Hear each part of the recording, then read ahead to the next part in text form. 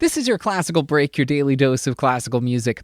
I'm Tyler Alderson, and today we're celebrating the father of Russian classical music, Mikhail Glinka's 213th birthday with his trio Pathetique. Like with Tchaikovsky's Pathetique Symphony, the name doesn't quite translate to pathetic in the way that we think of it today. It's more along the lines of evoking strong emotion or passionate, and maybe even a hint of suffering. We can get a bit of insight into the trio's name from the context that he wrote it in. Glinka suffered from ill health, and as a young man, on the advice of his doctor, he traveled from Russia to the warmer climate of Italy to see if that would help at all. His trip took him through Germany and Switzerland, over the mountains, and finally to Milan, where he decided to settle down. And he took to Italy quite well. He seems to have taken especially well to Italian women. Who can blame him, right? But anyone who's been to Milan in the middle of the summer knows it gets really hot, and his health started to deteriorate again. He had found a doctor in Italy, and that doctor had a married daughter who lived in a mountain village, which was perfect for an escape from the city. Now, this daughter was not only pleasant to look at. According to Glinka, she was also quite skilled on the piano and was a friend of Chopin's. Like I said, she was married. But there seems to have been something going on there, because Glinka says his long visits with her eventually led to a lot of talk and gossip around the town. He had written a piece for her to play, but ended up dedicating it to a friend of hers instead, trying to ease some of that gossip, but it was no use, and he had to break off the friendship, or whatever it was, and head back to Milan. Glinka wrote this piece in the immediate aftermath of that affair. Composers can be a very melodramatic bunch, and Glinka was no different. In the score he wrote, quote, "The only way I know love is by the pain it causes." Unfortunately for him, this would continue to be true. His only marriage was short-lived. He never had a satisfying long-term relationship with a woman. But he did have one with music, and while in Italy, Glinka had ample opportunities to study the Italian masters of the day, the music he wrote was influenced by the sounds that he heard around Milan. But after staying there a few years, he decided that rather than try to imitate an Italian style, he wanted to go back to Russia and create a Russian style of music, one that could measure up to the Italian and the German and the French styles. He became known as the father of Russian classical music, and he was a mentor for a whole generation of Russian composers. This trio, though, comes from a time when he was just finding his voice, and for that matter, he had just started studying composing in earnest. This is a piano trio, but it's a bit of an odd trio. Usually a piano trio is a violin and a cello. This one is similar, but it's woodwinds. It's a clarinet and a bassoon that join the piano. Glinka had a bit of an affinity for the clarinet. According to him, a clarinet quartet concert was when... This is a piano trio, but it's a bit of an odd trio, because piano trio usually means a violin, a cello, and a piano. This is a clarinet, a bassoon, and a cello. Glinka had a bit of an affinity for the clarinet. According to him, a clarinet quartet concert when he was just a boy inspired him to become a composer. The two wind instruments also bring to mind the human voice, with their phrasing based around breath. And opera was the big thing in Italy at the time Glinka was there. He was heavily influenced by Donizetti and Bellini, two giants of Italian opera. Whatever the reason for the interesting instrumentation, the trio has a lyrical feel to it. Again, not unlike some of the operas from that time period. It can be playful at times, but it has a strong emotional heart, and you can hear Glinka's heartbreak throughout, especially in the stormy finale. Here's William McCall, Arthur Grossman, and Stanley Chappell with Glinka's Trio Pathetique.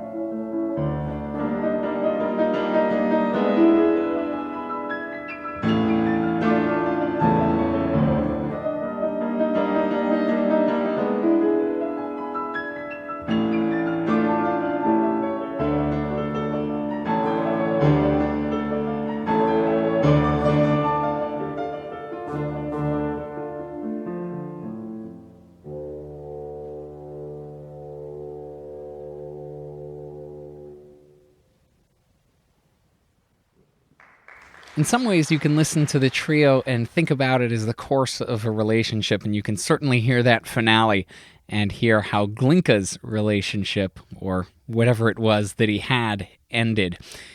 And in fact, during the premiere, the clarinetist supposedly turned to Glinka and said, "Ah, that is desperation right there." Thanks to William McCall, Arthur Grossman, and Stanley Chappell for putting that up on musopen.org. And thank you for listening. If you have the chance, please rate and review this podcast wherever it is that you're getting it. I'm Tyler Alderson, and tomorrow for your classical break, we'll listen to an underappreciated but wonderful French Baroque composer, Louis de Cay d'Hervellois. We'll see you then.